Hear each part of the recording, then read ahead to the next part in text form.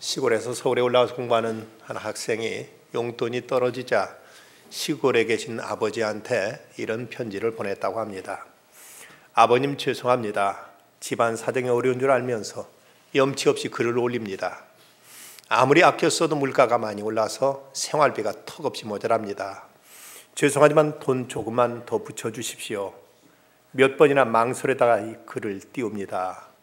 그리고 나서 추신에다가 이런 말을 덧붙였습니다. 아버님, 돈 붙여달라는 게 정말 염치 없는 짓 같아 편지를 다시 찾아오려고 우체통으로 달려갔더니 이미 우체부가 편지를 걷어간 후였습니다. 아버님 죄송합니다. 편지 띄운 걸 정말 후회합니다.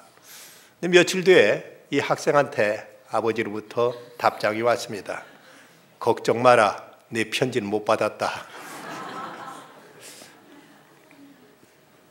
그런데 이런 부모님도 인생의 어떤 결정적인 순간에는 이런 세 가지 후회를 한다고 합니다. 좀 더 참을 걸, 좀 더 베풀 걸, 좀 더 즐길 걸.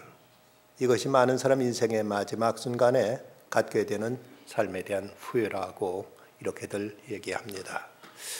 근래 소셜 네트워크 서비스라는 소위 SNS에 올라서 이제 많은 사람들에게 큰 감동을 준 부산에 사시는 한 할머니, 먼저 세상 떠난 남편을 그리워하면서 이분이 쓴 편지 엽서가 많은 사람들에게 큰 감동을 주었습니다. 그 편지 내용은 이렇습니다. 먼저 가신 영감님께 첫 편지라는 제목으로 담담하게 써내려간 편지에 남편의 그리움이 이렇게 묻어 있습니다. 당신이 가신 지도 벌써 한 달이 지났군요. 내가 당신을 끝까지 모시지 못한 것이 정말로 미안하고 죄송합니다. 21살에 당신을 만나 53년 만에 당신을 보내고 나니 너무너무 허전합니다. 혼자 사는 것이 이렇게 외로운 줄 정말 몰랐습니다. 나는 항상 내가 먼저 간다고 생각했는데 당신이 먼저 가신 것이 정말 믿을 수 없군요. 내 마음 같으면 당신이 있는데 날마다 가고 싶은데 혼자 갈 수 없어서 일주일마다 자식들이 와야 갑니다. 당신이 이해해 주시기 바랍니다. 다음에 만날 때까지 편히 쉬세요. 평소에 못한 말 지금 합니다. 여보 사랑합니다. 당신의 할망구 이금옥. 절절히 가슴에 와닿는 말들이죠. 그런데 아쉬운 것은 왜 이 말을 살아계실 때 못하고 이제 돌아가신 다음에야 이렇게 엽서로 올렸는가 하는 생각을 갖습니다. 우리들이 때로 이 말만은, 이야기만은 꼭 전하고 싶어 하면서도 끝내 못하다가 그 기회를 영영 놓쳐버리는 경우들이 우리가 너무나 많습니다. 인생을 하루 24시간으로 이제 맞춰 계산한 이런 이야기, 이런 계산이 나옵니다. 사람 나이 15살은 하루로 치면 오전 8시 51분이고 20살은 11시 8분, 25세는 정오가 넘어선 12시 25분이라고 합니다. 이제 중천에 해가 뜬 시간입니다. 결혼할 때쯤인 30살은 오후 1시 25분, 자식 낳고 사회적으로 지가 올라갈 무렵인 35살은 2시 59분, 이제 자리 좀 잡을 때인 40살은 벌써 여자가 장바구니 들고 저녁거리 준비하러 가는 시장 가는 4시 16분이랍니다. 인생이 황금기인 45세는 5시 43분, 해가 뉘엿뉘엿 넘어가는 시간이 벌써 되었습니다. 56세는 8시 8분, TV의 골든타임 프로도 끝나고 이제 60세가 되면 10시 11분, 이제 2부 자리를 펼 시간이 되었습니다. 그러고 보면 이 자리에 계신 분들 가운데서도 벌써 인생 하루를 쳐서 석양을 맞는 오후 5시가 넘어간 분들이 많이 있는 것 같습니다. 오늘 본문 5절, 6절 말씀은 이렇게 기록되어 있습니다. 제6시와 제9시에 또 나가 그와 같이 하고 제11시에도 나가보니 서 있는 사람들이 또 있는지라. 여기 6시, 9시, 또 11시 등 이 시간은 우리의 시간이 아니라 이스라엘 사람들이 세는 시간입니다. 이스라엘 사람들은 저녁 6시부터 다음 날 새벽 6시까지를 3시간 단위로 해서 제1경, 2경, 3경, 4경으로 해서 4단위로 나누는가 하면은 낮 시간은 아침 6시부터 저녁 6시까지 12시간을 제1시, 2시, 3시, 4시에서 12시까지 12시가 곧 이제 오후 6시가 되는 셈입니다. 근데 그 어느 포도원을 이제 농장을 가지고 있는 사람이 포도원 이제 딸 시기 우리의 그 1년월로 하면 8월 내지 9월 이스라엘 엘루럴이라고 불리는 이때 이제 포도를 수확하기 위해서 길거리에 나가서 이제 인부들을 불러 모읍니다. 이른 아침 6시에 나가서 인부들을 만나서 우리 포도원에 들어가서 일해라 하고 들어보냅니다. 그리고 아침 9시에도 그리고 낮 12시에도 오후 3시에도 나가서 사람들을 불러다가 일을 시킨 것입니다. 그런데 이제 하루 일이 다 끝날 무렵에 오후 5시가 되어서 이제 나가보니까 아직도 일을 못하고 거기 서성거리고 있는 사람을 보고는 왜 당신 여기서 일하지 않고 이렇게 서성거리느냐고 이렇게 묻습니다. 그저 이 사람 하는 말, 아무도 나를 데려다가 일을 써주는 사람이 없습니다 라고 이렇게 말하는 것입니다. 그래서 너도 가서 들어가서 일하라고 해서 이 사람도 들어가서 일을 하게 됩니다. 6시가 돼서 하루 일이 다 끝난 다음에 이 사람들한테 이제 계산을 하는데 임금을 지불하는데 웬일인지 제일 늦게 온 사람부터 이제 돈을 지불하는데 근데 이 사람한테 하루 임금인 1데나리온이라는 이 돈을 선뜻 내주는 겁니다. 그러니까 일찍 온 사람은 야, 저 사람한테 1데나를 줬으면 우리한테는 더 주겠지 하고 이렇게 잔뜩 기대를 걸고 있는데 그 사람들한테도 똑같이 1데나리온씩 주는 겁니다. 여기에 대해서 이제 일찍 온 사람이 항의를 하죠. 아니 하루 종일 고생한 사람이나 이렇게 와가지고 1시간 겨우 일한 사람이나 똑같이 한 데나리온 준다니 이거 불공평하지 않습니까? 라고 이렇게 항의를 하는 겁니다. 그자 주인이 하는 말이 친구여 내가 내게 잘못한 것이 없노라. 내가 나와 한 데나리온의 약속을 하지 아니하였느냐. 내 것이나 가지고 가라. 나중은 이 사람에게 내가 너와 같이 준 것은 내 뜻이니라. 내 것을 가지고 내 뜻대로 할 것이 아니냐. 내가 선함으로 내가 악하게 보느냐라고 이렇게 대답을 했다는 것입니다. 자, 여기서 우리가 상식적으로 쉽게 납득이 되지 않는 몇 가지 문제가 있습니다. 먼저는 불과 1시간밖에 일하지 못할 사람을 왜 데려다 일을 시켰느냐 하는 것입니다. 이제 오후 5시가 되면은 6시간에 딱 1시간밖에 남지 않았는데 그 사람이 들어가서 도대체 무슨 일을 하겠다고 이 사람을 데려다 일을 시켰는가 하는 문제가 먼저 우리가 이해가 되지 않는 부분입니다. 그런데 여기서 문제는 이것은 천국에 대한 비유입니다. 이 주인이 이 사람에 대한 깊은 관심과 애정이 바로 여기 있었던 것입니다. 이 사람이 이제 일하지 못하고 밖에서 그런 모습을 보고 그를 불러다 일을 시킴으로 그에게 뭔가 호의와 그의 혜택을 베풀고자 하는 부인의 따뜻한 그 주인의 따뜻한 관심이 여기에 담겨 있습니다. 만약 하나님께서 여기 천국을 하나님의 나라로 이제 말씀하고 있는데 이 포도는 하나님 나라를 비유하고 있다면 하나님께서 일이 문제라면 일이 그 주 관심사라면 굳이 그 여러 가지 서툴고 어줍지 않은 인간들한테 일을 맡기거나 부탁할 필요가 없습니다. 하나님은 무에서 유를 창조하시고 당신의 말씀으로 세상을 지으신 하나님이시라면 그 어떤 일을 하시길 원한다면 하나님께 이렇게 되라 하고 한 말씀만 하시면 모든 완벽하게 그대로 되어질 것입니다. 아니 하나님께서 이제 당신 말씀이면 100% 그대로 순종하는 천군 천사들에게 일을 시킨다면 또 천군 천사들도 하나님의 명령에 조금치도 어긋남 없이 그 일을 그대로 이뤄낼 것입니다. 그럼에도 하나님께서 부족한 우리 인생들에게 이런저런 일을 맡기신다면 그 의도가 어디 있을까? 과연 일 때문일까? 그건 일이 아니라 그것을 근거로 그것을 이제 구실로 우리를 구원하시고 우리를 축복하시고 우리에게 하늘의 상급을 주시기 위함이 아니냐 하는 것입니다. 적어도 이제 오후 5시에 온 사람, 그 사람이 일을 하면 얼마나 일을 하겠습니까? 그런데 바로 1시간이라도 일했다는 그걸 구실로 해서 이 사람에게 하루 일당을 제대로 주기 위한 이 주인의 이제 일 못한 이 사람을 향한 주인의 배려가 여기 담겨 있었습니다. 또 하나 문제는 왜 아침부터 일한 사람부터 임금 지불하지 않고 맨 마지막에 온 사람부터 임금을 지불했느냐 하는 것입니다. 아침부터 온 사람 하루 종일 때 앞에서 고생했고 그리고 어쨌든 임금을 지불하다 보면 그것도 시간이 걸리는 일인데 그런데 먼저 온 사람부터 주었으면 좋을 것을 늦게 온 사람한테 임금을 지불함으로 인해서 먼저 온 사람은 또 그만큼 뒤에서 기다리는 이런 수고를 하게 하느냐 하는 이 문제에 있어서 또 우리가 의문을 갖게 됩니다. 근데 여기서 우리가 한번 그 상황을 생각해 봅시다.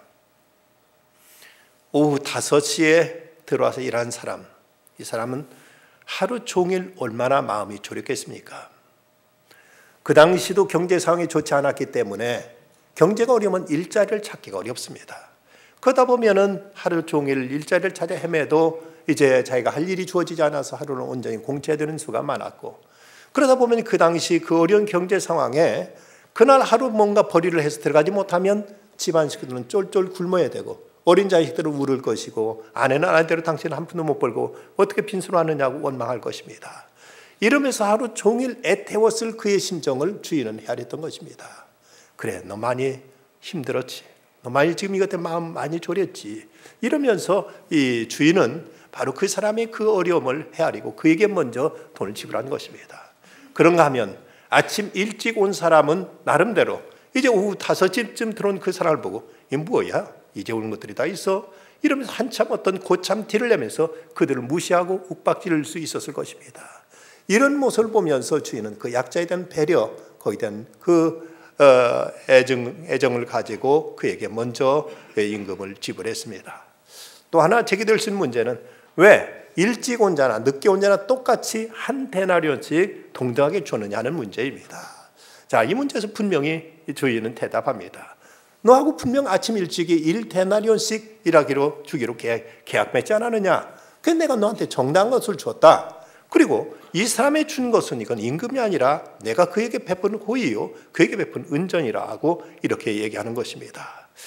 이제 이 배고픈 자식들 칭얼댈 소리를 들으면서 그러면서 하루 종일 마음 졸이다가 겨우 1시간 일했는데 이 사람이 얼마나 이제 사정이 딱했으면 오후 5시가 되도록 집에 가지도 못하고 그 시간이 되도록 포기하고 그냥 발걸음을 돌렸음직한데 오죽하면은 지금 이 시간까지 기다리는 모습을 보면 얼마나 지금 형편이 궁했으면 저럴까, 얼마나 지금 사정이 딱하면은 저 사람이 지금 5시가 됐어도 들어가지 못하고 혹시 이 시간이라도 혹시 일할 수 있을까 하고 기다렸을까 하고 그 사람의 그 어려운 사정을 헤아리고 그 사람의 주인이 이건 뭐 하루 임금이 1데나리오라면 그 몇 푼만 줘도 될 것을 그대로 고스란히 다 준 것은 주인이 그에게 베푼 이제 은전이었다는 것입니다.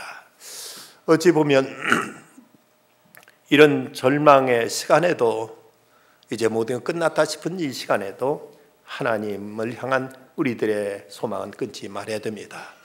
천국은 능력이나 공로로 들어가는 곳이 아니라 오직 주님의 은총과 주님의 처분만을 고대하는 자에게 주어지는 하나님의 선물인 줄 알아야 됩니다.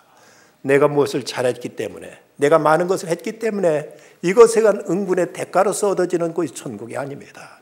한없이 부족하지만, 한없이 주님 앞에 송구스럽지만, 그럼에도 불구하고 주님께서 우리를 받아주셨고, 그럼에도 불구하고 주님께서 우리에게 이제 보상해 주는 것, 이것이 곧 천국이라면 주인은 이제 오후 5시에 온 사람 전혀 차별하지 않고 이 사람의 똑같은 이제 임금을 주면서 그에게 그 한없는 사랑을 나타냈던 것입니다. 그렇다면 여기서 11시의 의미, 곧 우리 시간 오후 5시의 의미는 과연 무엇일까? 이 11시는 절망의 시간이라고 말할 수 있습니다. 이 11시는 좌절이 있을 뿐입니다. 더 이상 희망을 가져본다는 것 자체가 어리석은 일처럼 보여집니다. 오늘 하루 일은 다 끝났습니다. 무거운 마음을 가지고 빈 지게를 지고 터덜터덜 집으로 돌아가야 될 시간, 배고픈 자식들 칭얼 뛰어노는 소리가 벌써 귀에 들려오고 실망스러운 아내의 그 한숨 섞인 탄식이 벌써 젖배 이제 들려옵니다. 이런 그에게 이제 주인은 찾아와서 왜 당신들은 이렇게 서성거리고 있어? 하고 묻습니다. 그때 대답한 말, 아무도 우리를 써주지 않습니다. 아무도 우리를 필요로 하지 않습니다. 아무도 우리를 고용해 주지 않아서 이러고 있습니다. 얼마나 비참한 대답입니까? 어쩌면 요즘 우리 젊은이들 가운데 직장을 얻고도 그렇게 몸부림치며 뛰어다니지만 저들에게 일자리가 주어지지 않았을 때 저들의 마음속이 얼마나 참담하고 얼마나 괴로움 가운데 있을까 하는 것을 충분히 우리는 짐작할 수 있습니다. 참으로 모든 것 다 끝났다 싶고 더 이상 어떤 희망과 기대도 갖기 어려운 시간이 바로 이제 오후 5시, 오늘 성경이 말하는 이제 바로 11시라는 것입니다. 그러나 이런 절망의 시간에도 우리는 하나님을 향한 소망의 끈을 놓아서는 안 됩니다. 이럴 때도 우리는 하나님을 바라볼 것이고 하나님께 우리에게 주시는 은혜의 시간을, 그 때를 기다려야만 됩니다. 영국 런던에 있는 K미술관에 가면 프레드릭 와츠가 그린 소망이라는 제목의 그림이 있습니다. 지구 위를 만들어 놓고 거기 약해 보이는 한 여자가 앉아 있는데 그 얼굴을 자세히 보면 눈이 가려져 있는 것에 앞을 보지 못하는 사람입니다.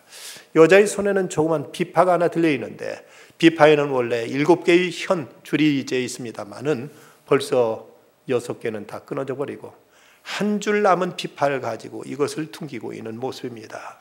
그 줄, 이제 앞을 볼 수 없고 이제 6개의 줄마저 끊어졌지만 남은 한 줄을 가지고도 무엇인가 여기서 이제 노래를 이제 타고 있다면은 그 소망의 줄, 이것만은 이제 우리가 결코 놓치지 말아야 되는 것입니다. 끝까지 끊어지지 않는 소망의 줄은 영원하신 하나님에 대한 믿음입니다. 영원히 살아계신 분을 믿는 그 믿음에서 우리는 불멸의 소망을 찾을 수 있는 것입니다. 또 이 11시는 은혜의 시간입니다. 아무 할 일 없이 아침부터 와서 서성거리고 있던 이 사람에게 포도원 주인이 그에게 내 포도원에 들어가서 일하라고 말합니다. 하루 종일 이 소리를 얼마나 기다렸겠고 얼마나 애타게 그토록 듣기를 원했던 음성이었겠습니까? 이것이야말로 바로 복음입니다. 일할 수 있었던 것도 너무 고맙고 감사한데 먼저 온 자보다 그보다도 더 먼저 임금을 주더니 그 임금도 똑같이 한 데나리오씩 그에게 베풀었을 때 이 사람에게 얼마나 감격스럽고 얼마나 이 사실이 그에게는 큰 이제 축복이 되었겠습니까? 예수님 바로 어쩌면 이 땅에 이런 11시 인생들을 위해서 오십니다. 당시 어부나 세리나 창녀, 죄인들, 눈 멀고 귀 먹고 말 못하는 사람들, 소외되고 쫓겨다니는 사람들, 세상 어디에서도 희망을 찾을 수 없던 사람들, 그들에게 찾아오셔서 수고하고 무거운 짐진 자들아 다 내게로 오라, 내가 너희를 쉬게 하리라고 주님 저들을 품으시고 저들을 안아주셨던 것입니다. 이태영 기자의 칼럼 가운데 이런 대목이 있습니다. 노숙인 생활을 하다가 하나님의 임재를 체험한 50세 한 성도에게 행복했던 순간을 물어보았다. 당연하지요. 노숙자 있을 때에서요. 빈말이 아닙니다. 그때가 아니었다면 영영 모르고 살 뻔했으니까요. 평온한 인생을 살다가 사업에 실패, 노숙 생활을 하던 그에게 하나님이 찾아오셨다. 모든 것을 잃어도 하나님을 얻으면 모든 걸 얻게 되는 것이라는 사실을 알게 된 그때가 그에게 가장 행복했던 순간이었다. 사실 어쩌면 우리들도 오후 5시의 인생들인데 주님께로부터 포도원에 들어가 일하라는 이 말씀을 받았습니다. 세상은 혹시 우리를 필요로 하지 않을지 모르지만 그러나 주님은 우리를 부르십니다. 우리를 찾으십니다. 우리를 맞아 주십니다. 아침부터 와서 종일토록 일한 계약 조건에 의해서 보수를 받는 것이 아니라 우리가 주 앞에 뭔가 대단한 것 주 앞에 내놓을 것도 없고 주 앞에 그저 부끄럽고 송구스러운 것밖에 없지만 우리 조그만 수고, 우리 조그만 헌신에 대해서도 주님은 이것을 귀하게 은혜로 주께서 받아주십니다. 사도 바울은 이렇게 말씀합니다. 일하는 자에게는 그 삭시 은혜로 여겨지지 아니하고 보수로 여겨지거니와 이를 아니할지라도 경건하지 아니한 자를 의롭다 하시는 이를 믿는 자에게는 그 믿음을 의로 여기시나니.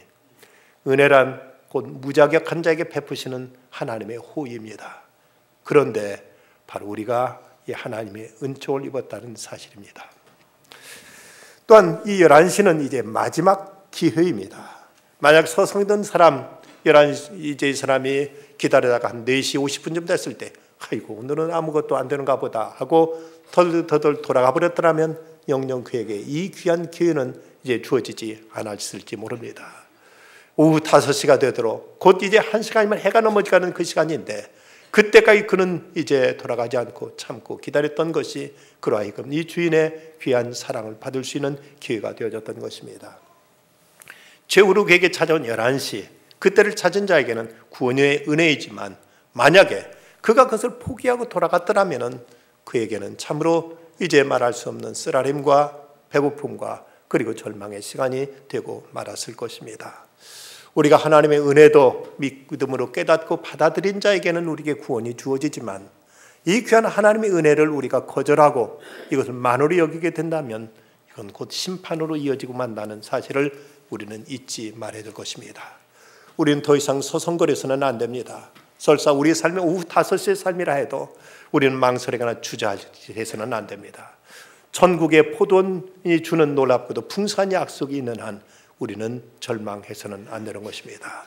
오후 5시 주님은 절망을 소망으로, 슬픔을 기쁨으로, 눈물을 웃음으로 변화시켜 주시기에 우리는 이 시간에도 결코 포기해서는 안 될 것입니다. 어떤 돈 많은 부자가 빌리그램 전도 집회에 참석을 했습니다. 그는 아직 그리스도인이 아니었습니다. 집회에 참석하고 예수님에 대해 좀 더 알기를 원해서 그 집회 전도단에 이제 거기에 같이 일하는 사람들에게 상담을 해서 단 피아트라는 사람과 같이 잠깐 상담하게 되었습니다. 이 단 피아트가 그 부자의 사무실에 찾아갔더니 이제 그가 말하기를 나는 그리스도에 대한 이야기를 나눈 것에 대해 지금 관심이 많습니다. 그런데 지금 100만 불짜리 사업 계약을 하기 위해서 지금 2사람이 나를 기다리고 있습니다. 오늘 밤에 당신에게 전화할 테니 그때 만나 하던 얘기를 계속하십시다 하고 이렇게 이 소리를 듣고 돌아오게 됩니다. 저녁이 돼서 그 부자로부터 사업가로부터 전화가 오기를 간절히 기다렸지만 전화는 오지 않았습니다. 이튿날 아침 조간신문에 대문짝만하게 큰 글자가 나와서 기사가 나기를 그 사람이 지난밤 9시 30분경에 병원에서 죽었다는 기사였습니다. 그는 자세한 내용을 알기 위해서 병원으로 달려갔습니다. 그랬더니 병원 당국자가 말하기를 어제 초저녁에 병원에 실려온 그가 죽기 전에 내가 왜 그걸 못했을까? 내가 왜 그걸 못했을까 하는 말만 거듭거듭 중얼거리면서 반복하더라는 것입니다. 우리에게 주어진 이 은혜의 때, 우리에게 주어진 이 구원의 시간을 우리는 결코 놓쳐서는 안 될 것입니다. 그러면 우리에게 이 마지막 11시를 어떻게 우리는 어떤 자세로 살아야 될 것인가? 무엇보다 먼저 우리는 이 포도원 품꾼으로 불러신 이 사실을 귀하게 받아들여야만 됩니다. 사도 바울은 고백합니다. 이 복음을 위하여 그 능력이 역사하시는 대로 내게 주신 하나님의 은혜의 선물을 따라 내가 일꾼이 되었노라. 하나님의 은혜의 선물을 따라 내가 일꾼이 되었노라. 하나님의 일꾼이 된 것이 하나님의 은혜의 선물, 곧 은사라고 바울은 이렇게 고백하고 있습니다. 행여 여러분들에게 주어진 이 직분과 여러분들이 맡고 있는 그 직무를 이것을 부담스러운 것으로 왜 내게 이런 것이 귀찮게 주어서 나를 이렇게 성가시게 하느냐 하고 이걸 무거운 짐으로만 생각하시지는 않으십니까? 사도 바울은 이것을 내게 주신 은사라고 하나님의 은혜의 선물이라고 이렇게 고백하고 있습니다. 내게 그럴 만한 능력이나 자기나 공로가 있어 주님의 일꾼 된 것이 아니라 하나님께 특별히 우리에게 귀한 것을 갚아주시기 위해서 하나님께 내게 주신 선물임을 우리는 알아야만 됩니다. 미국의 남북전쟁 때 한 무신론자였던 젊은 장교가 치열한 전투 중에 부상을 입고 생명의 위기 가운데 빠지게 됩니다. 그는 죽음의 위기를 느끼면서 하나님 제발 살려만 주신다면 남은 인생 하나님과 이웃을 위해서 살겠습니다 라고 이렇게 기도했습니다. 이 기도 덕분이었는지 이 청년은 기적적으로 살아나게 됩니다. 그는 새 삶을 살게 되었습니다. 그 후 그 청년은 자기가 그 위기 속에 하나님께 약속한 대로 그는 독실한 신앙을 유지하며 하나님과 이웃을 위해서 살게 됩니다. 이 청년이 바로 세계적인 템플대학교와 세계의 종합병원 필라델피아의 큰 침례교를 세운 러셀 코넬 박사입니다. 우리에게도 주어진 마지막 기회를 우리는 귀히 여겨야만 됩니다. 우리는 내가 건강해서 하나님 일을 한다고 생각하는 사람들이 있습니다만은 아닙니다. 하나님이 일하라고 우리에게 건강을 주셨습니다. 우리는 재물이 있어서 하나님 앞에 드린다고 생각하지만 그렇지 않습니다. 하나님의 선한 일을 쓰라고 하나님 우리에게 재물을 맡겨주셨습니다. 우리는 내게 재능이 있으니까 이걸 가지고 우리가 누굴 위해서 봉사한다고 생각하지만 그것이 아닙니다. 하나님은 우리로 하여금 세상을 섬기라고 우리에게 이런 은사를 주셨다는 사실을 알아야 됩니다. 그런데 만약 우리가 이런 일에 대해서 하나님의 그 의도를 무시하고 귀찮고 성가시니까 내 자신만을 위해서 살아간다면 하나님께서 우리에게 뭐라고 말씀하실까요? 너는 아무래도 안 되겠다. 내게 그 선한 일을 하라고 그렇게 내게 건강도 물질도 너에게 그런 은사도 주었지만 너를 통해서 이루어지는 건 아무것도 없구나. 너 이제 그만 정리하고 와라 하고 말씀하신다면 과연 우리가 뭐라고 대답할 것입니까? 우리에게 주어진 무언가 일이 주어졌음을 은혜로 알고 우리는 이를 감사히 받아야만 됩니다. 이제 우리는 남은 기회를 잃지 않도록 시간을 소중히 여겨야 될 것입니다. 사도 바울은 말합니다.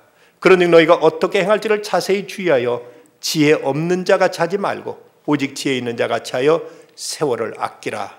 때가 악하니라. 지금은 은혜의 시간이며 또한 마지막 기회인 11시입니다. 이제 1시간밖에 남지 않았습니다. 이 시간마저 놓쳐버리면 이제는 모든 것이 타임아웃 끝나버리고 맙니다. 이제 마지막 남은 이 기회를 살리라고 합니다. 세월을 아끼라는 이 말씀은 세월을 시간을 구원하라는 이런 말씀입니다. 주가는 시간을 우리가 여기 생명을 불어넣을 수 있는 것은 이 시간을 통해서 우리가 하나님의 뜻을 이루는 삶으로 살아갈 때 우리 시간이 허송하면서 그저 그냥 그 시간이 그 죽음 가운데 사라지는 것이 아니라 이 시간이 생명의 시간으로 바뀌어진다는 것입니다. 우리에게 기회는 많지 않습니다. 올해도 이제 20여일밖에 남지 않았습니다. 우리에게 일할 수 있는 기회도 언제나 있는 것은 아닙니다. 다음에 또 할 수 있겠지, 다음에 또 하면 되지 하고 차일피일 미루다가 영영 더 이상 기회가 주어지지 않을 수도 있습니다. 오늘을 살리는 자에게만 내일이 주어진다는 사실을 잊지 말아야 됩니다. 종말은 시시각각 다가오고 있기에 지금 이 시기를 놓쳐서는 안 됩니다. 그리고 우리는 주어진 기회에 열심히 봉사해야 될 것입니다. 만약 11시에 포도원에 들어왔던 그 사람이 그 오후 5시에 들어와서도 그 1시간 동안도 제대로 열심히 일하지 않고 빈둥거렸다면 주인이 그를 향해 뭐라고 하겠습니까? 너는 안 되겠다. 너는 참으로 안 되겠다. 너에게 1시간 주어진 이 기회의 시간을 내게 주었거늘 이 시간마저도 내가 제대로 일하지 않는다면 너한테는 아무것도 기대할 것이 없구나 하고 그를 그대로 내보내지 않았겠는가 생각되어집니다. 사도 바울은 은혜로 일꾼이 되었기에 더욱 열심히 주님을 섬깁니다. 그래서 그는 고린도전서 15장 10절에 고백하기를 그러나 내가 나된 것은 하나님이 은혜로 된 것이니 내게 주신 그 은혜가 헛되지 아니하여 내가 모든 사도보다 더 많이 수고하였으나 내가 한 것이 아니 오직 나와 함께 하신 하나님의 은혜로라. 모든 사도보다 더 많이 수고했지만 이것까지도 하나님의 은혜라고 고백하고 있습니다. 내게 주신 하나님의 은혜가 헛되지 아니하여 내가 모든 사도보다 더 많이 수고했다. 우리는 하나님의 은혜를 은혜되게 할 수 있어야 됩니다. 사랑의 원자탄 손양원 목사님, 이분은 자신의 두 아들 동인이와 통신이를 죽인 안재선까지 그 공산당 복도까지도 나중에 그를 용서하고 양아들로 입적합니다. 그런 모습 보고 그에게 사랑의 원자탄이라 하는 이 별칭이 붙어진 것 같습니다만은 그러나 그는 생의 마지막 순간에 이런 어떤 극적인 드라마틱한 사건으로 인해서 그분이 사랑의 원자탄이 되기보다는 평소의 삶을 그렇게 사셨던 분위기에 마지막 모습도 그러하실 수 있었던 것입니다. 이분이 소천하시기 전에 마지막 하셨던 설교, 죽도록 충성하는 설교 중에 이런 대목이 있습니다. 사랑하는 성도 여러분, 땀 흘려 일하십시오. 눈물 흘려 기도하십시오. 피 흘리기까지 죄와 더불어 싸우십시오. 열과 성을 다해 전도하십시오. 이것이 충성입니다. 이것이 순교입니다. 그래서 땀이 귀하고 그래서 피가 귀한 것입니다. 오늘 하루만 내 날이요. 지금 이 시간만이 나의 시간인 줄 아는 자는 날마다 충성할 것입니다. 그는 시간마다 순교하는 사람일 것입니다. 이 손양원 목사님은 하루하루를 이렇게 사셨기에 그의 생의 마지막도 그 귀한 순교로 삶을 마무리할 수 있었습니다. 우리에게도 남은 날들 많지 않습니다. 이제 이 날들을 과연 어떻게 사용할 것인가가 우리에게 가장 심각한 이제 과제입니다. 모든 것이 은혜라는 이 책의 저자 브레넌 매닝은 한때 카톨릭 사제였고 지금은 명저술가로서 설교가이며 강사이고 그럼에도 그는 지독한 알코올 중독자입니다. 그런데 그가 하나님의 은혜를 말하고 있습니다. 그에게서 기도는 하나님, 저는 죄인입니다. 불쌍히 여겨주지 않은 그 느낌입니다. 어쩌면 사람들이 이렇게 해서 이겼다고 간증하지만 그는 이렇게 했는데도 또 졌다. 그리고 또 지고 넘어졌는데도 내 아버지는 그 손을 일으켜 나를 잡아주시고 품에 안아주셨다고 고백하면서 그럼에도 불구하고 안아주신 하나님 아버지의 은혜를 그는 감격해합니다. 백발로인이 된 저자 브레너는 자신 생애 회고를 통해서 내가 얼마나 나쁜지가 아니라 그분이 얼마나 선한지를 증언하고 있습니다. 내 인생은 천박한 은혜에 대한 증언이다. 불쾌하기도 하고 놀랍기도 한 은혜다. 하루 종일 아주 열심히 일한 사람이나 5시 10분 전에 술에 취해 씩 웃음이 나타나는 사람에게 같은 임금을 주는 은혜다. 긴 옷을 지켜들고 죄의 악취가 풍기는 탕자를 향해 정신없이 달려가서 그를 새 옷으로 감싸주고 만약에 그래도 하지만 이런 것 없이 무조건 잔치를 열기로 하는 은혜다. 죽어가는 강도가 나를 기어가소서라고 간청하는 말에 충혈된 눈을 지켜두고 당연하지 라고 확신시켜주는 은혜다. 그분은 하늘을 위해서가 아니라 우리를 위해서, 당신과 나를 위해서 아버지 곁을 떠나오셨다. 이 천박한 은혜는 무분별한 연민이다. 우리가 아무것도 요구하지 않는다. 그것은 값싼 것이 아니다. 아예 공짜다. 그래서 정통파에게는 늘 미끄러지는 바나나 껍질일 것이고 어른의 감성에는 동화 같은 이야기일 것이다. 은혜가 덮어줄 수 없는 무엇이나 혹은 누군가를 찾으려고 아무리 있는 힘을 다해 헉헉거려도 그 은혜로 충분하다. 은혜만으로 충분하다. 그분으로 충분하다. 예수님으로 충분하다. 바로 우리가 이 은혜를 입었습니다. 정말 우리가 주님의 그 은혜 때문에 이렇게 하나님을 아버지라 부를 수 있고 미력 하나마 주님 앞에 쓰임받고 주의 그 귀한 사역에 우리는 동참할 수 있게 된 것입니다. 최근에 가수 서유석 씨의 너는 늙어봤니? 라는 이 노래를 60대 노인 4명이 제작한 자작 뮤비라는 영상, 이 제목의 영상이 조회수 40만을 육박할 정도로 많은 사람들에게 큰 관심을 끌고 있습니다. 근래 누가 처음 얘기한 말인지는 모르겠습니다만은 근래 회자된 말 가운데서 이제 노인분들이 하는 말이 너 늙어봤냐? 나 젊어봤다. 늙어보지도 않은 것이 까불고 있어 하는 말들을 이제 근래 회자됐는데 이것을 이제 패러디가 여기서 이제 어떤 힌트를 얻었는지 서유석 씨가 이렇게 노래를 부릅니다. 그런데 이 노래를 4명의 노인이 이제 식당 같은 곳에서 부르는 모습이 나옵니다. 그들이 먼저 하는 말이 이 곡은 서유석 선생의 곡입니다. 노래 제목은 너 늙어봤냐입니다. 라면서 열창합니다. 이 노랫말은 30년을 일하다가 직장에서 튕겨나와 길거리로 내몰렸다. 사람들은 나를 보고 백수라고 부르지 라고 이렇게 시작됩니다. 그런데 후렴교에 가서는 너 늙어봤냐? 나 젊어봤단다. 이제부터 이 순간부터 나는 새 출발이다 라는 그 가사말이 눈길을 끕니다. 지금까지 우리가 어떻게 살았더라도 우린 지금 주님의 부르심을 받았습니다. 그 부르심 자체에 놀라운 은총이 있고 희망이 있고 여기에 하늘의 상급이 있음을 우리는 알아야 됩니다. 지나간 과거에 얽매이거나 어떻게 될지 모르는 미래를 생각하기보다는 현재를 가장 소중히 선용해야 될 것입니다.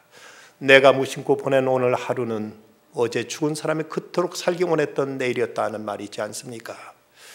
왜 어떤 사람이 늘 게을러서 생활에 퇴보하고 있자 그는 이제 답답한 마음에 목사님을 찾아가서 상담했습니다. 그냥 목사님이 거울에 붙어있는 글귀를 보여주면서 저 말을 실천해 보라고 했습니다. 거울에는 이런 글귀가 써 있었습니다. 누가 해도 할 일이면 내가 하자. 언제 해도 할 일이면 오늘 하자. 지금 할 일이면 더 잘하자. 주께서 도와주신다. 오늘 구약의 말씀은 이렇게 우리에게 권면합니다. 내 손일을 얻는 대로 힘을 다해야 할지어다. 내가 장차 들어갈 스울에는 일도 없고 계획도 없고 지식도 없고 지혜도 없음이니라. 누구에게나 언젠가 일을 하고자 해도 할 수 없는 때가 언젠가는 찾아오게 됩니다. 지금 남은 기회를 우리를 불러주신 하나님의 뜻을 따라 힘써 봉사함으로 주님께로부터 잘다 칭찬받고 이로 인하여 하늘의 영광에 참여하고 이 땅에서도 더 큰 것으로 맡겨주시는 그 은혜와 그 사랑과 축복을 받아 누릴 수 있는 모든 성도들이 다 되시기를 주의 이름으로 축원합니다. 기도하시겠습니다. 감사하신 아버지 하나님, 오늘도 주의 부르심 앞에 응답하여 주 앞에 달려나와 이 예배 자리에 있게 하심을 감사합니다. 저에게 얼마만큼의 삶이 남아있을지 모르지만 주어진 시간, 주어진 기회를 통해서 주의 뜻을 이루는 중에 저희들의 삶이 알차게 하시고 복되게 하시고 후회를 남기지 않은 삶이 되도록 은혜로 인도하여 주시옵소서. 우리 주 예수 그리스도의 이름으로 간절히 기도드리옵나이다.